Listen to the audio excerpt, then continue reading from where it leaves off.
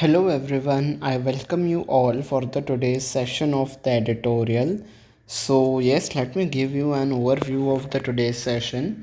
So first of all we'll discuss the article कि आखिर किस पे है आज का आपका आर्टिकल. देन हम वोकेबलरी को डिस्कस करेंगे. ठीक है, आज का आपका सेशन स्पेशली ग्रामर फोकस्ड रहेगा. ठीक है, नॉट ऑन द आर्टिकल. ठीक है, तो बहुत ज़्यादा ग्रामर पे फोकस रहेगा हमारा. ऑफ कोर्स हम वोकेबलरी डिस्कस करेंगे, जैसे कि देख सकते हो आप, मैंने हिंदी में भी ट्रांसलेट करके रखा है आपकी वोकेबलरी को. एंड आर्टिकल आज आपको खुद से पढ़ना होगा. ठीक है, वो 2 स्लाइड्स में आर्टिकल है. ये फर्स्ट स्लाइड है और ये आपकी सेकेंड स्लाइड है.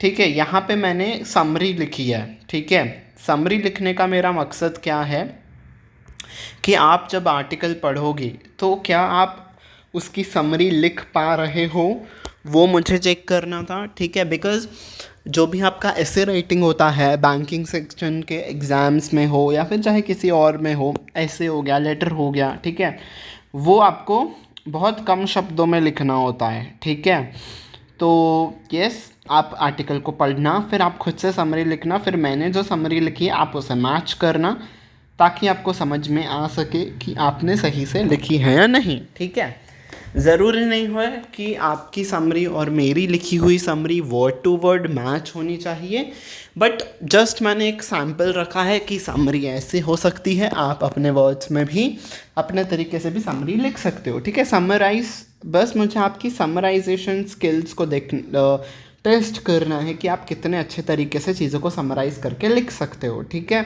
आप चाहो तो मुझे कमेंट सेक्शन में भी लिख के बता सकते हो, या फिर आप अपने बुक में कहीं पे भी खुद से भी लिख के खुद को टेस्ट कर सकते हो. ठीक है, उसके बाद समरी के बाद हम लोग एक टोन भी डिस्कस करेंगे कि आज के आर्टिकल की टोन क्या थी. ठीक है, तो एंड तक बने रहना. ठीक है, ये सेशन आपके लिए बहुत ही हेल्पफुल प्रूव होगा. ठीक है, आर्टिकल तो चलो ठीक है हम हर बारी करते हैं. आज मैंने सोचा क्यों ना हम स्पेसिफिकली ग्रामर वोकैब इस सब के ऊपर ये सेशन रखा जाए. ठीक है, तो टाइटल को हम डिस्कस करते हैं ओलंपियन हाइट्स. मतलब अब हमारा मकसद क्या है, ओलंपिक्स को कंडक्ट करना है. ठीक है, इंडिया का क्या मकसद है अब कि वो ओलंपिक्स को होस्ट करे अपने हमारे कंट्री में. ठीक है, on the India's efforts to organise the 2036 edition. तो जो 2036 पे ओलंपिक होने वाला है, उस एडिशन को इंडिया ऑर्गेनाइज करने की एफर्ट कर रहा है. ठीक है, so India must be very of the complexities of hosting olympiad. Very of मतलब उस इंडिया को ध्यान में रखना चाहिए कि कौन से कॉम्प्लेक्सिटीज़ है. कॉम्प्लेक्सिटीज़ इज़ क्या क्या चैलेंजेस, कौन सी प्रॉब्लम्स आ सकती हैं ओलंपिक्स को होस्ट कर रहे हैं. उन सभी चीज़ों को अपने माइंड में रखते हुए इंडिया को आगे बढ़ना चाहिए और इसे ऑर्गेनाइज करने का सोचना चाहिए. ठीक है, यस, तो अब हम आ जाते हैं अपने वोकैबलरी पे. So first word is immemorial. Immemorial आपका एक एडजेक्टिव है जिसका मतलब होता है originating in the distant place और वेरी ओल्ड. तो कोई भी चीज़ अगर बहुत ही पुरानी है, ठीक है, तो वो इमेमोरल है कि आपको याद भी नहीं है कि वो चीज़ कब हुई थी. ठीक है, अति प्राचीन, पुरातन. ठीक है, तो कोई भी चीज़ जो कि आपको याद भी नहीं है कि वो कब हुई थी, तो वो इमेमोरल है. ठीक है, विविड आपका एक एडजेक्टिव है जिसका मतलब होता है इंटेंसली डीप और ब्राइट, जिसका मतलब है स्पष्ट, मतलब पूरी तरीके से एकदम से स्पष्ट रूप से कोई भी चीज़ है तो वो विविड है. ठीक है, या फिर कोई भी चीज़ अगर डीप और ब्राइट है तो हाँ, यूजुअली विविड है ना, कलर्स के कॉन्टेक्स्ट में यूज़ किया जाता है. विविड कलर्स आपने सुना होगा कि ये बहुत ही डीप और ब्राइट कलर्स हैं, तो हम कहते हैं ना कि ये बहुत ही विविड कलर्स हैं.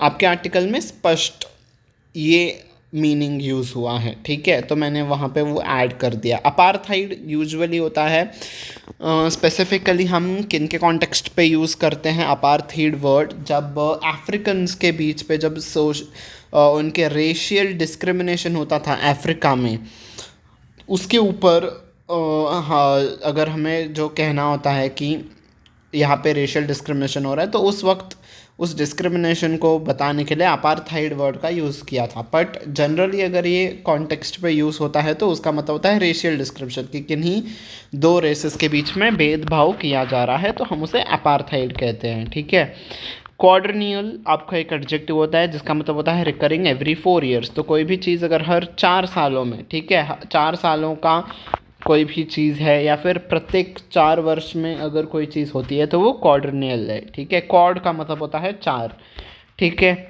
Next word is extravaganza. Extravaganza आपका नाउन है जिसका मतलब होता है an elaborate and spectacular entertainment और प्रोडक्शन, ठीक है। कोई भी बहुत ही एकदम स्पेक्टेकुलर, मतलब बहुत से बढ़िया तरीके से कोई चीज़ अगर प्रोडक्ट की गई है, बनाई गई है, ठीक है, एंटरटेनमेंट के पर्पज़ से हो या फिर कोई चीज़ बनाने के पर्पज़ से हो। प्रोडक्शन इज़ उत्पादन करना। तो कोई भी अगर ऐसी चीज़ बहुत ही बढ़िया तरीके से, स्पेक्टेकुलर बहुत ही बढ़िया तरीके से कोई चीज़ बनाई गई है या कोई चीज़ हुई है तो वो बहुत ही एक्स्ट्रावेगेंजा है, ठीक है। काल्पनिक नाटक, अति काल्पनिक या विलक्षण रचना या कृति, ठीक है। तो कोई भी ऐसी चीज़ जो कि बहुत अच्छे बढ़िया तरीके से बनाई गई है उसे हम कहते हैं एक्स्ट्रावेगेंजा। अनसेवरी आपका एक एडजेक्टिव है जिसका मतलब होता है डिसअग्रीएबल। वैसे तो अनसेवरी का मतलब होता है कोई हम लोग टेस्टलेस, ठीक है। अगर हम लोग कहना चाहते हैं कि ये फूड बहुत ही टेस्टलेस है तो हम कहेंगे कि दिस फूड इज़ अनसेवरी।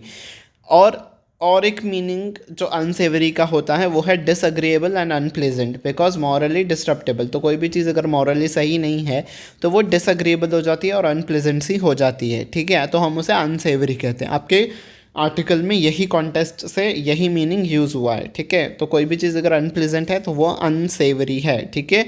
अप्रिय, हम इसे हिंदी में अप्रिय भी कहते हैं, ठीक है। वैंटेज, वैंटेज आपका एक नाउन है जिसका मतलब होता है अ प्लेस और position affording a good view of something, ठीक है। तो सहूलियत या सुविधा या लाभ, ठीक है। कोई भी चीज़ अगर आपको एक लाभ दे रही है, ठीक है। View is birds eye view, हम कहते हैं ना ऊपर ऊपर से आपको पूरा एकदम समरी दे जा रही है तो हम उसे वैंटेज कहते हैं, ठीक है। अगर आपको कोई चीज़ फैसिलिटेट कर रही है, फैसिलिटेट करी है तो वो आपके लिए वैंटेज है, ठीक है। नेक्स्ट वर्ड आपका एक फ्रेज है लीव नो स्टोन अनटर्न, जिसका मतलब होता है every possible course of action in order to achieve something.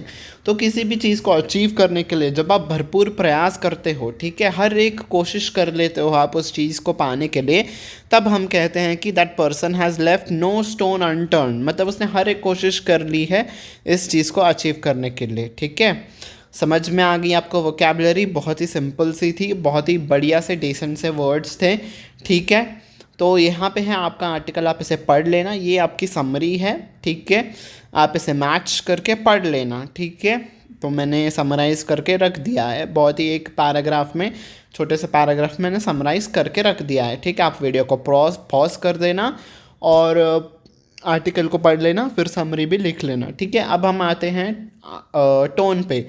आज के आपकी आर्टिकल की टोन है डिस्क्रिप्टिव, ठीक है। ये भी क्वेश्चन आपका आरसी में पूछा जाता है कि what was the tone of the passage, ठीक है। तो आज के आपके आर्टिकल का क्या था टोन? डिस्क्रिप्टिव था। तो ऑथर पूरी तरीके से डिस्क्राइब कर रहे हैं कि कौन सी चीज़ें हुई थी, ठीक है, कि कौन से नेशंस को क्या प्रॉब्लम्स आई थी ओलंपिक्स कंडक्ट करने में, या फिर इंडिया को क्या चैलेंजेस आ सकते हैं, वो सभी डिस्कस किया था इस आर्टिकल में।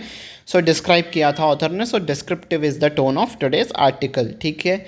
सो yes, this was it for the today's session. मैंने इस सेशन को पूरा कॉम्प्रिहेंसिव रखने की कोशिश की थी। अगर आपको ये सेशन अच्छा लगा हो तो इसे लाइक कर दीजिएगा, शेयर करिएगा अपने सारे फ्रेंड्स के साथ, चाहे वो किसी भी एग्ज़ाम्स की प्रिपरेशन कर रहे हो, चाहे वो बैंकिंग हो, इंश्योरेंस हो, रेलवेज़ हो, यूपीएससी हो, ठीक है। तो सभी एस्पिरेंट्स के साथ इसे शेयर कर दीजिएगा ताकि उनके लिए भी ये हेल्पफुल हो, ठीक है। And last but not the least, subscribe button पे प्रेस कर देना एंड बेल आइकन पे भी प्रेस कर देना ताकि आने वाले सारे क्लासेस की नोटिफिकेशन आपको टाइम टू टाइम मिलती रहे, ठीक है। So yes, until we meet next time, bye bye everyone and take care.